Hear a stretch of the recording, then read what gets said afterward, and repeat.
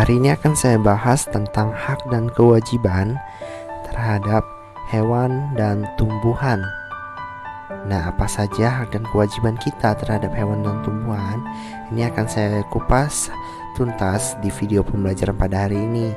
Seperti kita ketahui, hewan dan tumbuhan itu berada di sekitar lingkungan kita. Akan tetapi kita masih banyak belum tahu mengenai hak dan kewajiban kita terhadap mereka. Nah, sekarang yang akan saya bahas pertama yaitu hak terhadap tumbuhan. Nah, apa saja itu? Yang pertama, hak kita terhadap tumbuhan, kita dapat menghirup udara segar. Kemudian hak kita yang kedua yaitu kita berhak mendapatkan lingkungan yang sejuk, yang asri, dan yang segar dengan adanya oksigen yang dihasilkan oleh tumbuhan. Kemudian hak kita yang ketiga, kita dapat menikmati hasil buah yang dihasilkan oleh tumbuhan.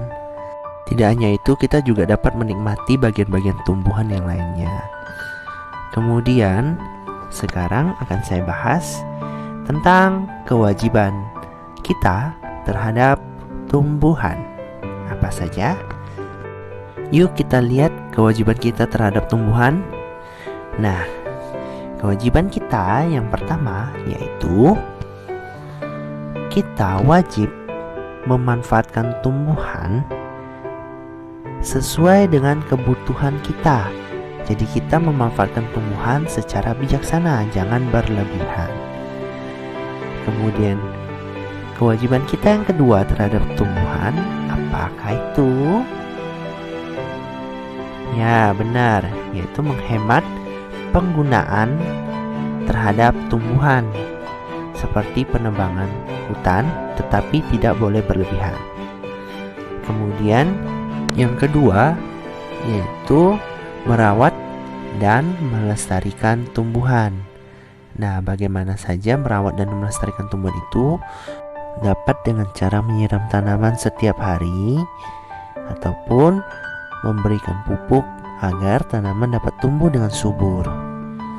Nah, sekarang akan saya bahas selanjutnya yaitu tentang hak kita terhadap hewan. Apa saja itu? Yuk kita bahas. Yang pertama, hak kita terhadap hewan itu adalah dapat bermain dengan hewan peliharaan kita. Contohnya anjing ataupun kucing ataupun hewan peliharaan lainnya. Kita dapat bermain dengan mereka. Kemudian hak kita yang kedua yaitu dapat memanfaatkan daging, susu, telur, kulit, bulu, dan juga kotoran dari hewan. Nah, untuk daging, susu, dan telur biasanya kita manfaatkan untuk konsumsi sehari-hari. Seperti daging dapat dijadikan lauk pauk, susu dapat diminum, dan telur dapat dimakan langsung ataupun dijadikan bahan untuk membuat kue. Kemudian kulit dan bulu biasanya dimanfaatkan untuk kerajinan tangan.